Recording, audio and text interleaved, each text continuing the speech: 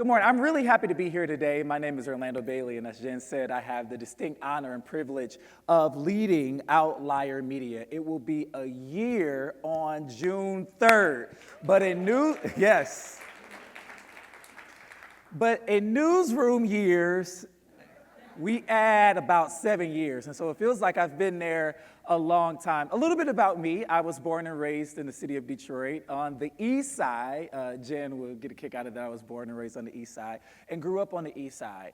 And I grew up with the proclivity of wanting more and more information.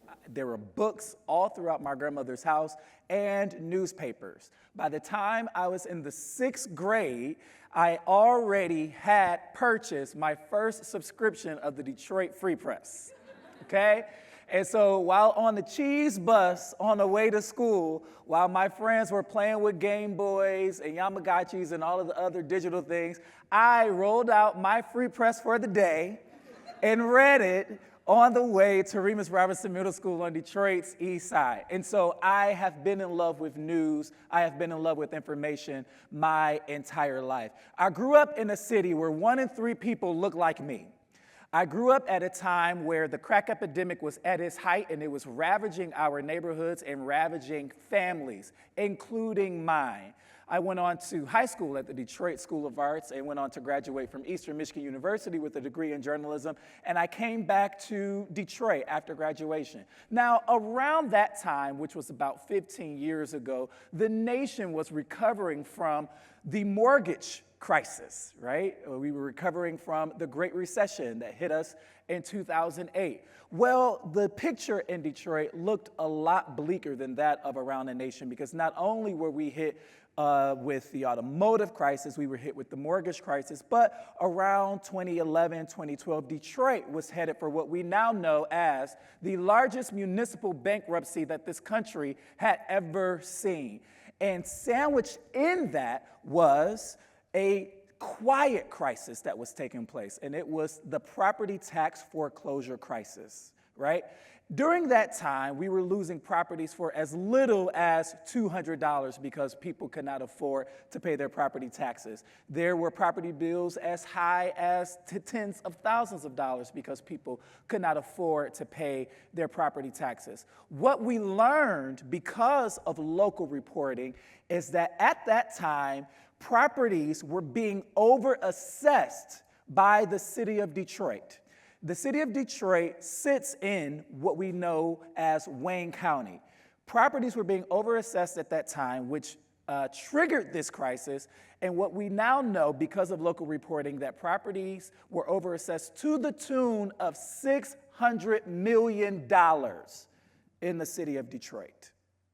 In 2016, a woman by the name of Sarah Alvarez, who I like to call a recovering attorney, who was working as a journalist at Michigan Public Radio, started a newsroom called Outlier. And before we produced a story, we knew that it was important for us to get information into the hands of the people who needed it most.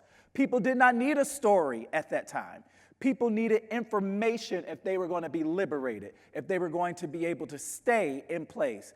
And so our first product was not a website. Our first product was not a story. Our first product was Text Outlier.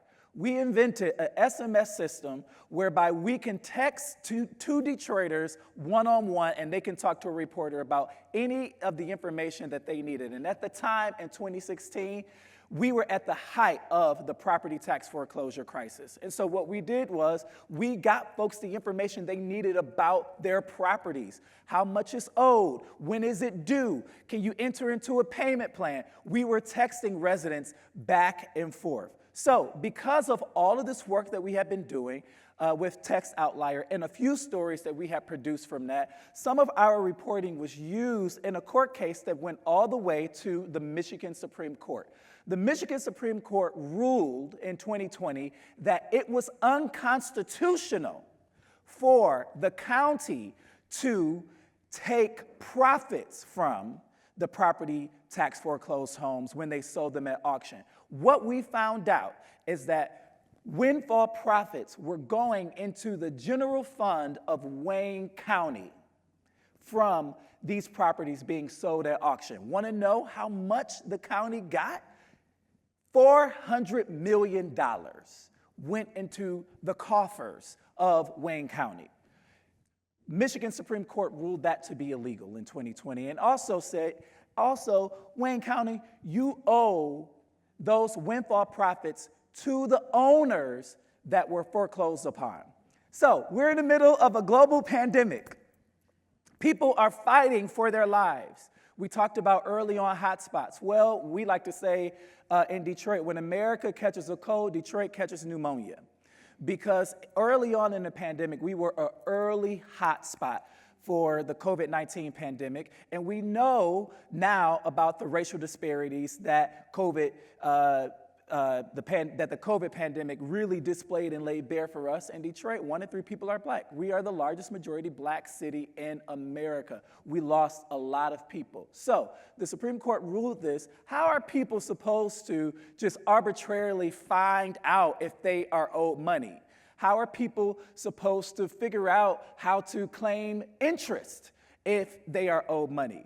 Well, the Supreme Court told counties that they owed people money, but they didn't give counties instruction on how to let people know. So there was this form that you had to scour the county's website for to see if you could claim interest. Well, last year, the Michigan Supreme Court ruled that between 2015 and 2020, those residents who also lost their homes to property tax foreclosure are owed that money, and again, did not give county instructions on how to let people know. So a data analyst by the name of Alex Alsup came up with a list between 2015 and 2020 of all of the properties that were foreclosed on between that time, along with the names of the then property owners. He got it to one of our reporters, Kobe Levin. Kobe Levin came to me and said, Orlando, got an idea. He's like, I want to hold a call-a-thon. And let's try to call these people on the list and let them know that they are owed money.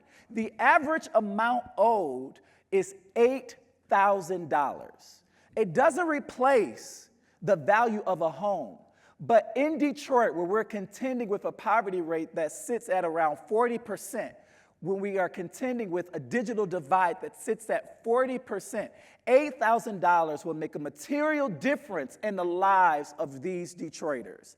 And I told Kobe, that's a great idea, but we need to do more than just one event. So in the span of 2 weeks, we built a program and engaged partners. We engaged a legal aid partner. We engaged partners with community development organizations, right? Because what this claim form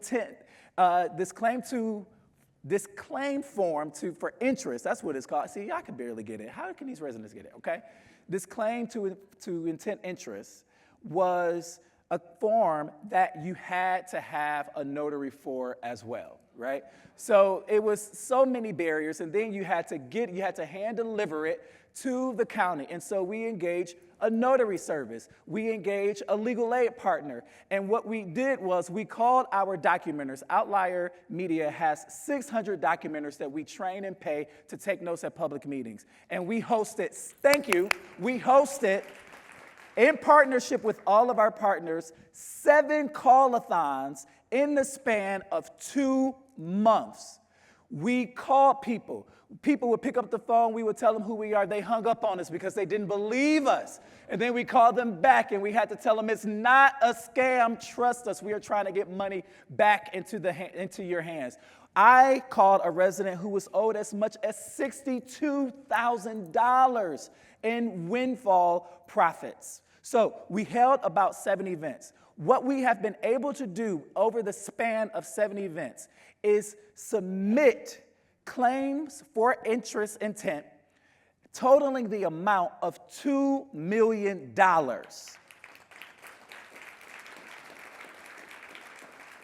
I went to the Gilbert Family Foundation and I asked the Gilbert Family Foundation, hey, can you fund this work? And they said, why would we fund a newsroom to do this. And I said to them, a newsroom in its simplest form is a highway of information. We are getting information into the hands of Detroiters who need it, and we are helping them navigate that information. So not only were we getting those forms to them, we were helping them get it notarized, and we were helping them hand deliver it to the Wayne County. What happens next remains to be seen, because what we found is that a ton of property owners are now dead. And so their heirs are now entitled to that property. And so we have to figure out a probate process.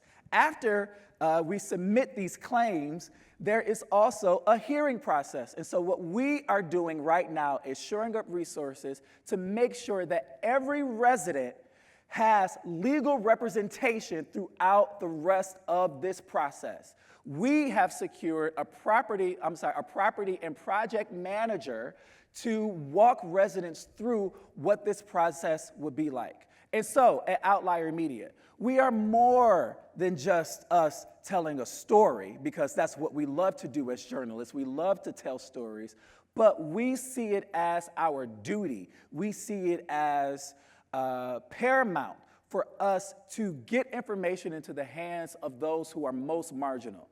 We believe at Outlier Media that information is an irreplaceable spoke in the wheel of civic infrastructure. It's irreplaceable, and we believe that information is the key toward a liberated future. And so not only have we been building trust with residents who had not heard of us before, but we are rebuilding trust with residents in the city of Detroit who have been assaulted, who have been assailed, and who have been disproportionately covered by news media. Pew Research has done the research around Black people and their trust in media organizations. We are helping to rebuild that trust. Thank you so much for your time.